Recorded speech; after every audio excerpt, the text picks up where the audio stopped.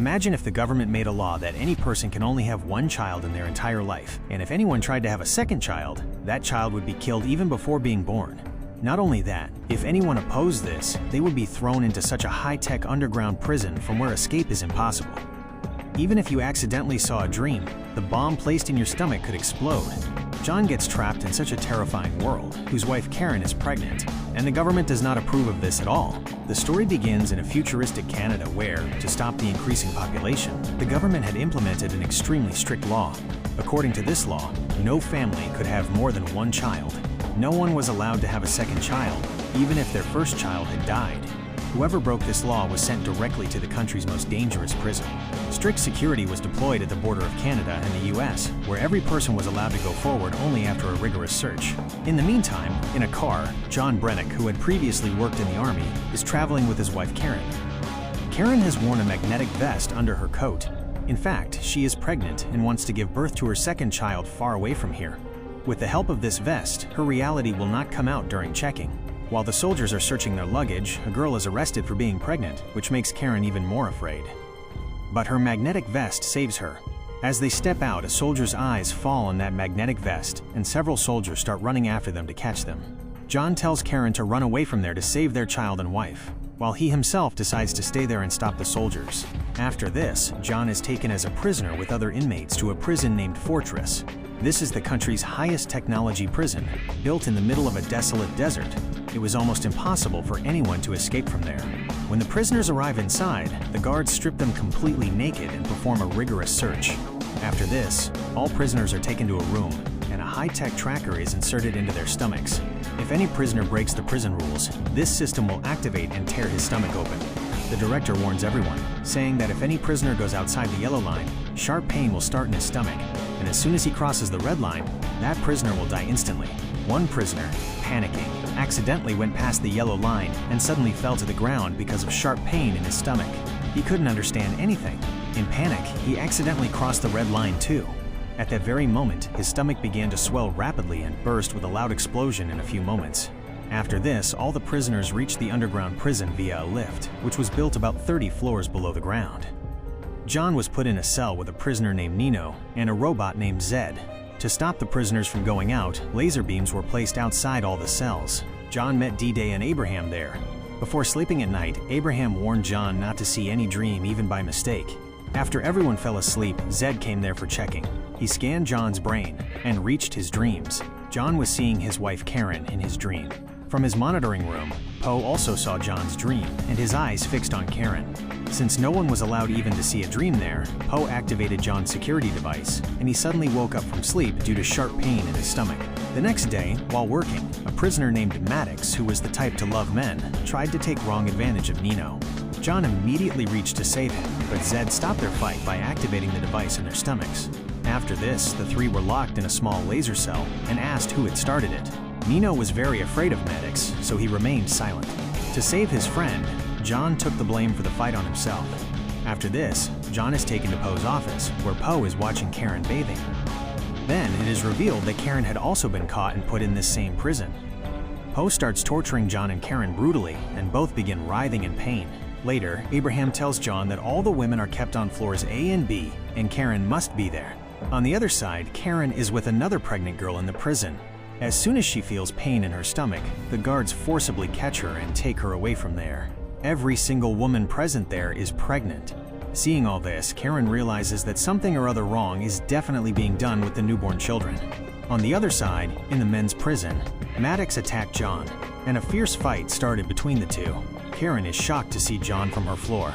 The match was going evenly, but suddenly John pushed Maddox down from a height.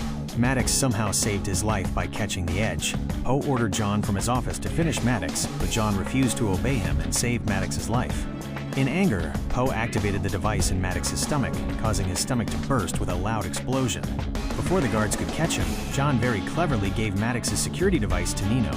After this, Karen was brought to a room where John was tied to a very large round machine. The name of this room is the Mind Wipe Chamber.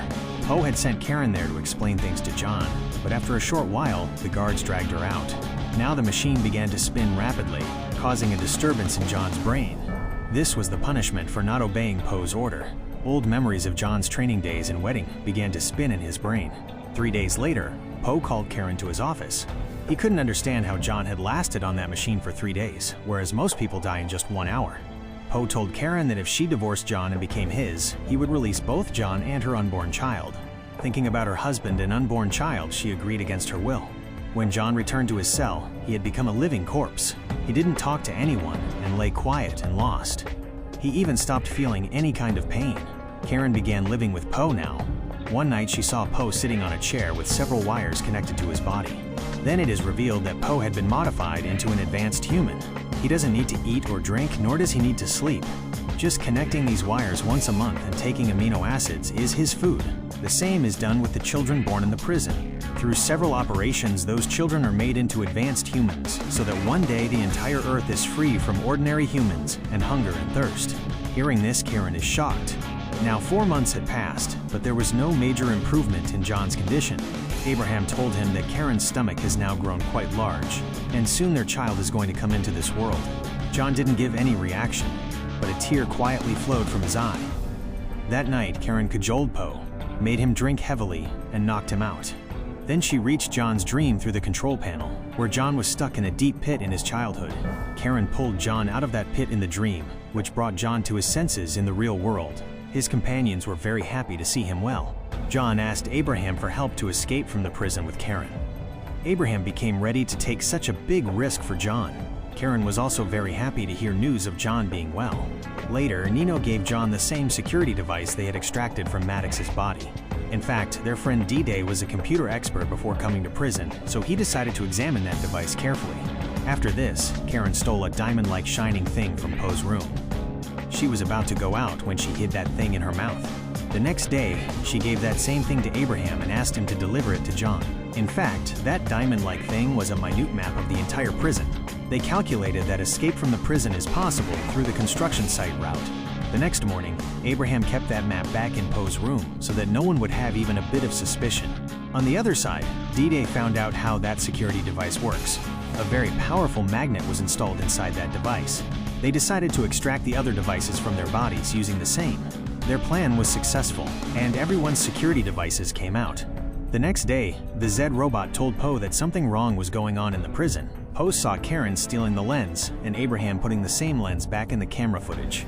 Seeing such a big betrayal happening with him, he was filled with anger. But before he could do anything, Zed told him that due to his negligence, he had been removed from the post of director. On the other side, John's team got busy preparing to escape. Everyone extracted their security devices and placed them on a pipe in the construction area and started acting like they were fighting each other. When the Zed robot got news of this fight, he activated the devices. But their security devices were placed on the pipe. The pipe burst with a loud explosion, and an escape route was formed there. But before they could run, Poe released extremely hot air into the pipes from the control room. On the other side, high-tech robots started raining bullets on the prisoners. Now those people were stuck in that same pipe. A prisoner named Styx ran back toward the prison in panic, but the robots riddled him with bullets. On the other side, Abraham reached the prison to get Karen, but at the same time, Poe came there. He killed Abraham, and the guards dragged Karen away so that her child could also be made an advanced human. On the other side, John's team succeeded in bringing down a robot. Then they found out that it was not a machine, but an advanced human. John picked up his gun and reached back to the prison while facing everyone else. Finally, everyone climbed into a lift and started going up. They entered Poe's cabin and searched for Karen. Then John's eyes fell on the screen, where doctors were trying to forcibly extract his and Karen's child. John threatened Poe, saying to stop the operation immediately. But Poe was not even the director anymore, so no one was going to listen to him. Then a robot recognized them and attacked them. But at the same time, all the prisoners moved, and the bullet hit Poe directly. As soon as Poe died, D-Day tried to stop the doctors from the control panel, but before he could succeed, a soldier shot him. John took revenge for his friend's death, and D-Day, with his remaining strength, shut down the power of the entire prison. As soon as the power went out, the doctors stopped and the security system also failed. Taking advantage of this, all the other prisoners escaped from the prison. Now only John and Nino remained there.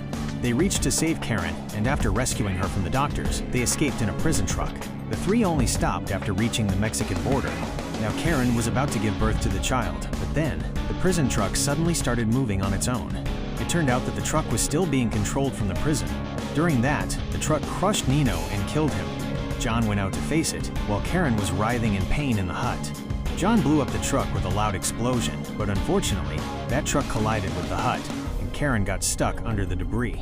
John began searching for his wife in panic, but Karen came out from there at the right time. She was completely safe, and in her arms was a lovely baby. Finally, John and Karen succeeded in saving their baby.